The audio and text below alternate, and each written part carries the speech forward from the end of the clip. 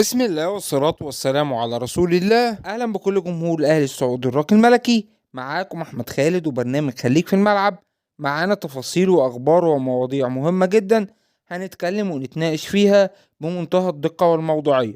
بس قبل ما ندخل في التفاصيل يا صديقي العزيز، صوتنا مش هيوصل لكل محبي وعشاق الأهلي الراقي الملكي إلا بدعمك لينا وتشترك في القناة وتعمل لايك للفيديو علشان نستمر في الدفاع عن حقوق الأهلي.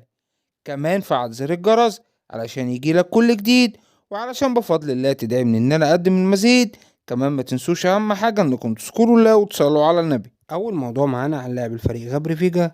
غبري كان جاله عرض من نادي بورتو ب 16 مليون يورو، والاهلي وافق على رحيل غبري بسبب رغبته العودة لاوروبا. يتبقى فقط موافقة صندوق الاستثمار لاتمام الصفقة. الموضوع اللي معانا بعد كده عن الرئيس التنفيذي السابق للاهلي روان جولي. نادي فالنسيا الاسباني اعلن التعاقد مع روان جولي لتولي منصب الرئيس التنفيذي.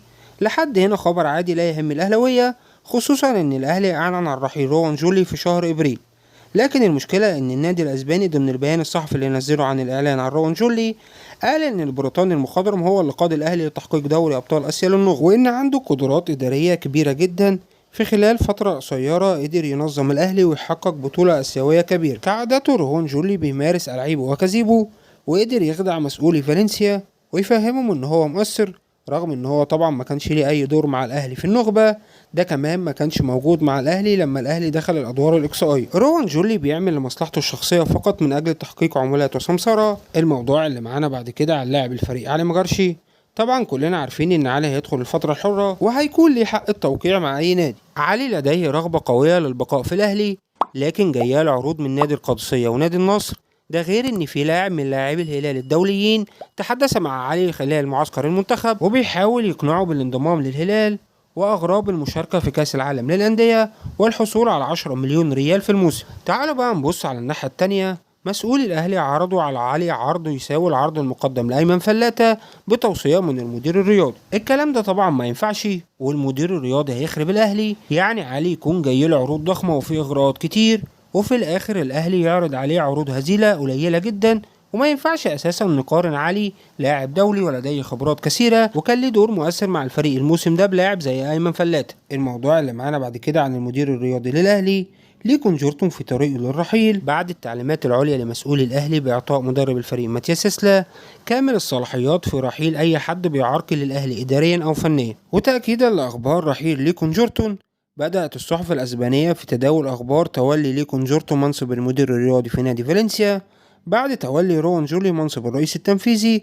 وبتتكلم الصحف الأسبانية إن روان جولي بيحب يشتغل مع ليكون جورتون، وزي ما جابوا مع الأهلي هيجيبوا مع فالنسيا. ومن المتوقع تولي مسار منصب المدير الرياضي الجديد في الأهلي، حيث ذكرت بعض التقارير الصحفية وتحدث بعض المقربين من الأهلي أن مسار اسمه بيتردد بقوة لتولي منصب المدير الرياضي الجديد للأهلي. طيب مين هو وإيه مؤهلاته؟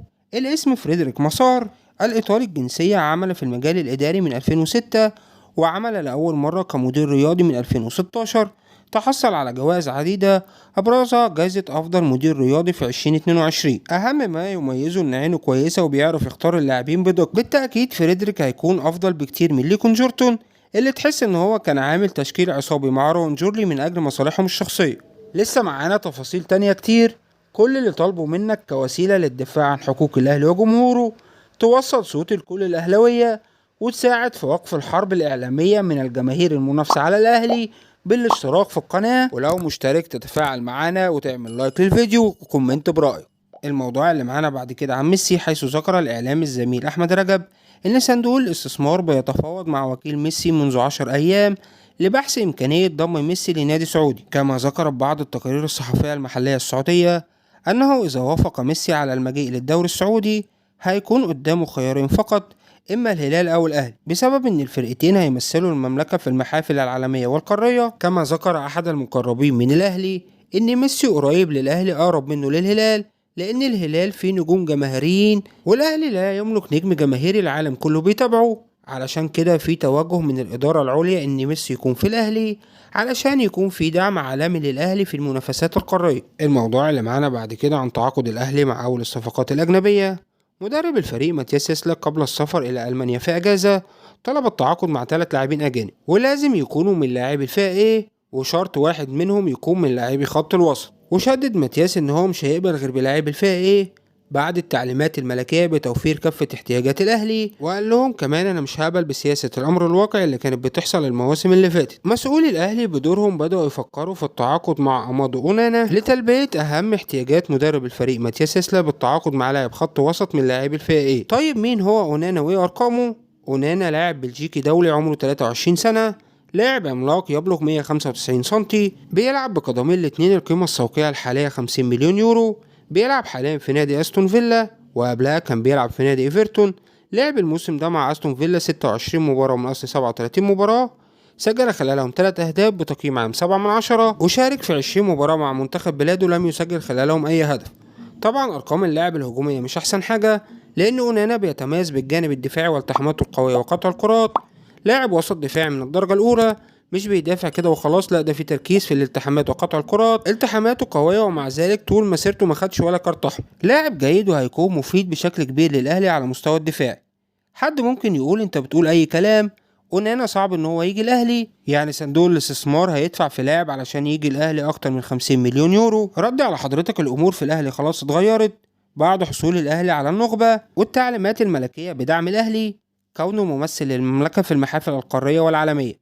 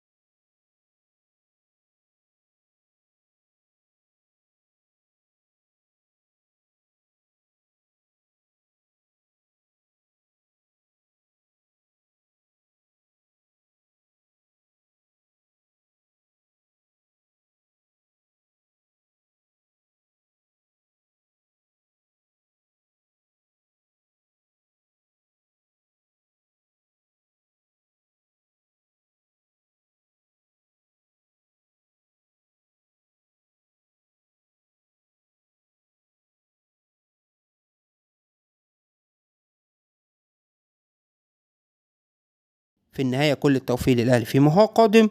يعطيك ألف عافية أخي الكريم. بعد إذنك اشترك في القناة واعمل لايك للفيديو. كان معاكم أخوكم أحمد خالد وبرنامج خليك في الملعب. سلام عليكم.